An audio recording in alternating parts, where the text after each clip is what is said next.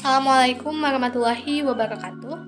Halo teman-teman, saya Tita Sirahayu dengan nomor pokok mahasiswa 10120522 dari kelas F1 Manajemen.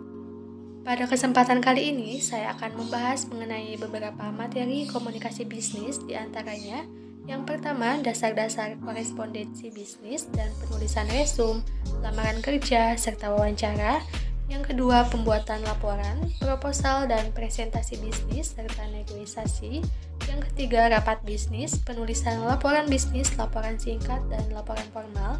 Yang keempat, praktek memimpin rapat dan membawa surat resmi. Yang kelima, komunikasi dengan teknologi informasi. Dan yang keenam, penggunaan sosial media dalam komunikasi bisnis. Korespondensi merupakan salah satu bentuk komunikasi verbal yang digunakan untuk menyampaikan pesan-pesan bisnis maupun non-bisnis kepada pihak lain. Umumnya, korespondensi berkaitan dengan suatu proses penyampaian pesan dalam bentuk surat, memo proposal, agenda, maupun bentuk laporan. Korespondensi berasal dari kata correspondence dari bahasa Inggris atau yang berarti hubungan yang terjadi antara pihak-pihak yang terkait. Hubungan pihak-pihak yang terkait dalam bisnis biasanya bersifat resmi dan dilakukan dengan surat menyurat. Kegiatan surat menyurat disebut korespondensi, sedangkan orang yang mengerjakan kegiatan surat menyurat disebut koresponden. Kata surat berasal dari bahasa Arab, yaitu surah, yang berarti suatu sarana komunikasi untuk menyampaikan pernyataan atau pikiran secara tertulis kepada orang lain. Orang lain di sini dapat diartikan perorangan, badan usaha, organisasi, atau lembaga.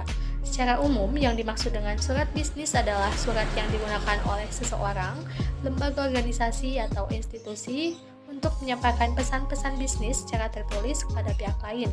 Maka dapat disimpulkan bahwa surat adalah sarana komunikasi yang digunakan untuk menyampaikan informasi tertulis oleh suatu pihak pada pihak lain, baik berkaitan bisnis atau non-bisnis.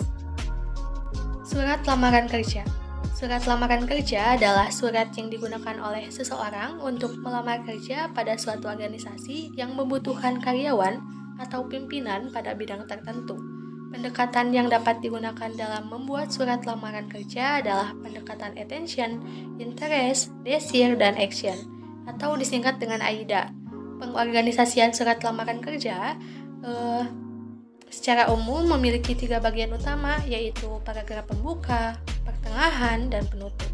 Paragraf pembuka. Dalam paragraf pembuka pada surat lamaran kerja, pelamar kerja harus menyatakan secara jelas maksud dari lamaran kerja sehingga perlu mengidentifikasi jenis pekerjaan yang diminati. Agar menarik perhatian pembaca, maka perlunya mencantumkan hal-hal seperti rangkuman, nama, sumber publikasi, pertanyaan, dan cuplikan berita. Yang kedua yaitu paragraf pertengahan, di mana pelamar kerja perlu menyajikan kualifikasi yang dimilikinya untuk mengisi suatu pekerjaan yang diinginkan dengan penjelasan yang benar-benar sangat diminati dan sangat diharapkan oleh pembaca. Perlunya mendiskusikan kualifikasi yang dimilikinya dari sudut pandang pembaca mencakup pendidikan, pengalaman kerja, sikap minat, aktivitas, dan kualitas. Selain latar belakang pendidikan dan pengalaman kerja, pelamar kerja dapat menambahkan berbagai informasi tambahan yang dapat mendukung pekerjaan yang dilamar dan dapat menjelaskan kemampuannya terhadap bidang pekerjaan. Yang ketiga yaitu paragraf penutup, di mana berisi suatu harapan tindakan atau action sebagaimana yang terdapat pada surat-surat penjualan. Pelamar kerja dengan jelas menyatakan keinginannya untuk melakukan wawancara sesuai dengan waktu yang telah disediakan oleh organisasi, perusahaan, atau lembaga yang dilamar. Selanjutnya yaitu resume. Resume atau kurikulum vitae merupakan laporan perincian kualifikasi pelamar yang kehadirannya tidak dapat dipisahkan dari surat lamaran kerja. Kemukakan poin-poin penting tentang kemampuan Anda dimulai dari tujuan karir, informasi pribadi, pendidikan, penguasaan bahasa asing, presentasi, dan referensi. Kemukakan hal-hal tersebut dengan memperhatikan kerapian, kesederhanaan, keakuratan, dan kejujuran, serta gunakan bahasa yang jelas dan tidak bertele-tele. Pembuatan resume secara umum persyaratannya mencakup nama, alamat lengkap, tujuan kerja, kualifikasi, informasi pribadi, dan referensi. Pada bagian tujuan kerja, harus terdapat pernyataan secara jelas apa tujuan pembuatan resume tersebut. Hal-hal yang termasuk informasi pribadi atau personal antara lain pendidikan, berbagai keterampilan, hobi, penghargaan, keanggotaan asosiasi. Pada bagian referensi, carilah orang-orang yang mengetahui dengan baik mengenai kemampuan kita. Wawancara kerja. Wawancara kerja merupakan salah satu cara yang sangat penting bagi suatu perusahaan dalam menyaring jumlah pelamar yang ada dan merupakan kesempatan emas yang tak mungkin terulang lagi. Sehubungan dengan hal tersebut, maka harus benar-benar mempersiapkan diri sehingga dapat memberikan kesan yang baik dan membuat pewawancara yakin akan kemampuannya. Saat memasuki ruang wawancara, akan memperoleh perhatian dari pewawancara. Aspek-aspek kepribadian atau personality aspek yang akan dinilai mencakup penampilan secara fisik, gerak-gerik dan sopan santun, nada suara, rasa percaya diri, inisiatif, kebijaksanaan, daya tanggap dan kerjasama, ekspresi wajah, kemampuan berkomunikasi, sikap terhadap pekerjaan, selera humor, dan lain. Laporan dan proposal bisnis. Menurut Hemstreet pada tahun 1983, laporan adalah pesan yang disampaikan secara sistematis dan objektif yang digunakan untuk menyampaikan informasi dari satu bagian organisasi kepada bagian lain atau lembaga untuk membantu pengambilan keputusan atau memecahkan persoalan. Organisasi laporan terdiri dari pendahuluan, isi, rangkuman, kesimpulan, dan rekomendasi, yaitu catatan. Presentasi bisnis. Tujuan presentasi bisnis secara umum, presentasi bisnis memiliki 4 tujuan pokok, yaitu menginformasikan pesan-pesan bisnis kepada audiens, menghibur audiens, menyentuh emosi audiens, memotivasi audiens untuk bertindak sesuatu, menginformasikan pesan-pesan bisnis kepada audiens. Selain memberikan informasi, presentasi juga harus mempunyai tujuan untuk menghibur audiens. Selain memberi informasi dan menghibur, presentasi bisnis juga memiliki tujuan untuk dapat menyentuh emosi atau emotion audience. Dengan gaya bicara dan intonasi suara yang menarik, seorang pembicara mampu mengunggah emosi audiens. Tujuan terakhir presentasi bisnis adalah memberikan motivasi atau motivation pada audiens untuk melakukan atau bertindak sesuatu sesuai yang dikehendaki pembicara. Dalam memotivasi audiens, seorang pembicara perlu menyatakan secara eksplisit dan bukan menggunakan basa-basi. Negosiasi bisnis. Menurut Hartman, pengertian negosiasi dapat berbeda-beda, tergantung dari sudut pandang siapa yang terlibat dalam suatu negosiasi. Dalam hal ini, ada dua pihak yang berkepentingan dalam bernegosiasi, yaitu pembeli dan penjual. Bagi pihak pembeli, negosiasi merupakan seni membeli yang berkualitas baik dengan harga. Sementara itu, bagi penjual, negosiasi merupakan seni menjual mobil mewah kepada pembeli yang berpura-pura hanya bisa membeli mobil kelas 2. Hartman menegaskan bahwa negosiasi merupakan suatu proses komunikasi antara dua pihak yang masing-masing mempunyai tujuan dan sudut pandang mereka sendiri, yang berusaha mencapai kesepakatan dan memuaskan kedua belah pihak mengenai masalah yang sama. Proses bernegosiasi menurut Kase ada 3 tahapan penting dalam bernegosiasi, yaitu tahap perencanaan atau planning, yaitu ini adalah tahap sebelum negosiasi. Selanjutnya tahap implementasi atau implementation phase, yaitu selama negosiasi, dan tahap peninjauan atau review setelah negosiasi. Rapat bisnis. Rapat merupakan pertemuan atau perkumpulan minimal 2 orang atau lebih untuk memutuskan suatu tujuan. Rapat biasanya dihadiri oleh pimpinan dan stafnya. Sedangkan bisnis adalah usaha yang menjual barang atau jasa yang dilakukan oleh perorangan, sekelompok orang atau organisasi kepada konsumen atau masyarakat dengan tujuan utamanya untuk memperoleh keuntungan atau laba.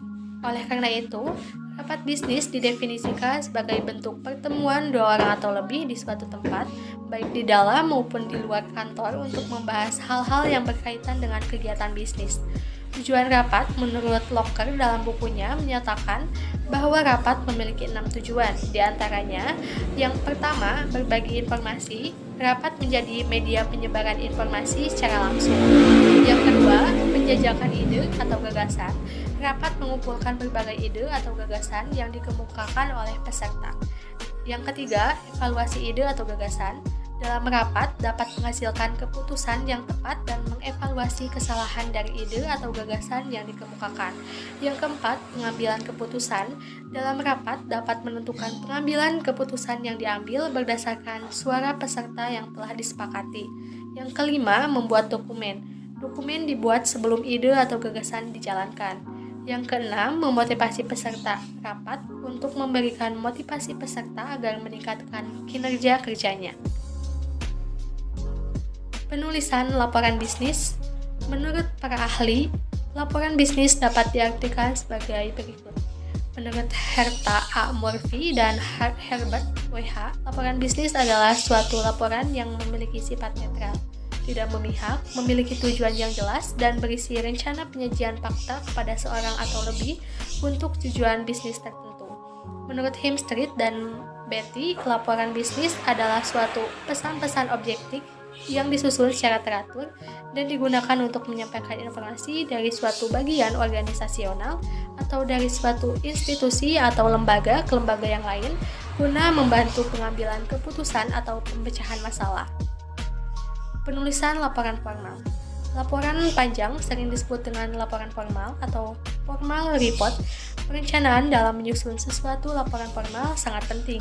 Dalam membuat perencanaan formal, banyak hal yang perlu dipertimbangkan.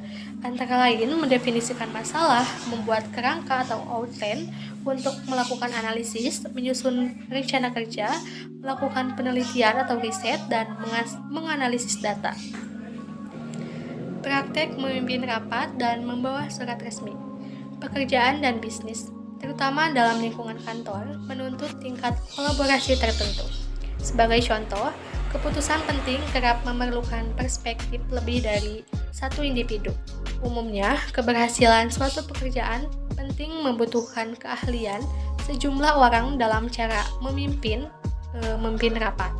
Rapat adalah salah satu cara untuk membuat kolaborasi yang terstruktur dan teratur.